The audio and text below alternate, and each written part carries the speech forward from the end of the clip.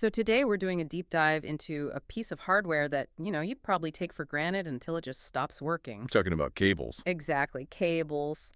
Specifically, we're looking at the NTI HD4K18GB-FO-70M-MM.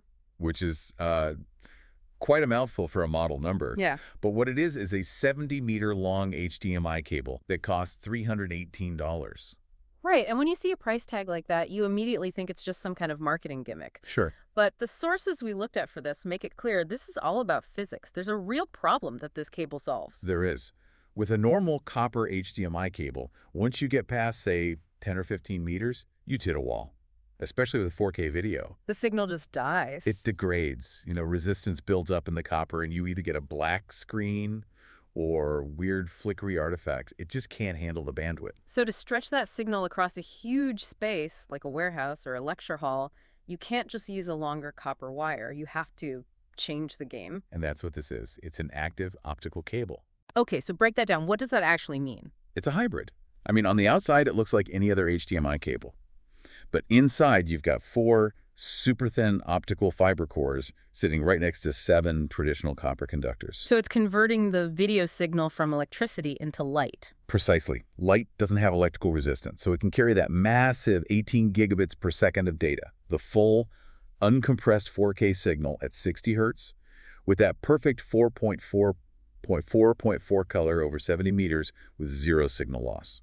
And it does all that without needing those little booster boxes you sometimes see. But what about the active part? That word usually means it needs power, right?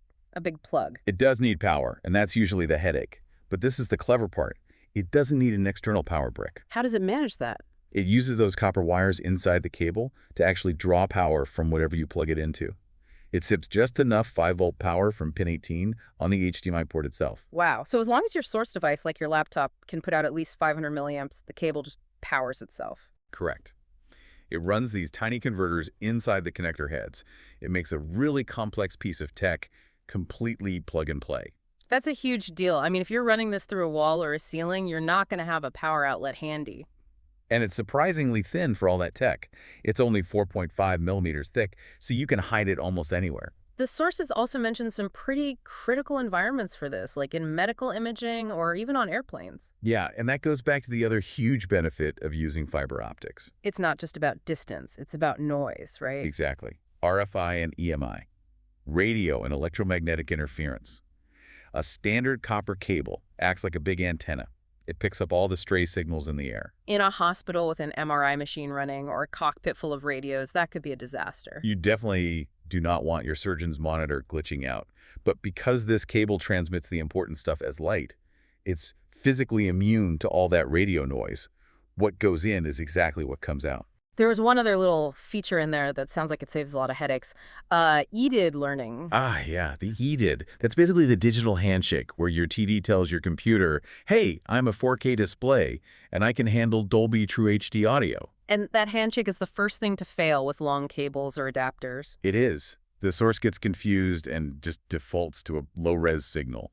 This cable makes sure that conversation happens perfectly every time. Lip sync, audio formats, everything. It really changes how you think about what a cable is. We see them as just these dumb, passive pipes. And that's really the main takeaway for you listening. This isn't just a wire. It's invisible infrastructure that makes so much of our modern world work. It brings up a really interesting question, doesn't it? We have a cable here with fiber optics, copper wires, and active microchips that convert electricity to light. And it powers itself from the host device. It's a machine. Exactly. So if a cable is now an active device performing conversions and managing its own power, at what point does it stop being an accessory and start being a computer in its own right? That line is getting blurrier every single day. Something to think about next time you plug something in. That's all for this deep dive. Thanks for listening.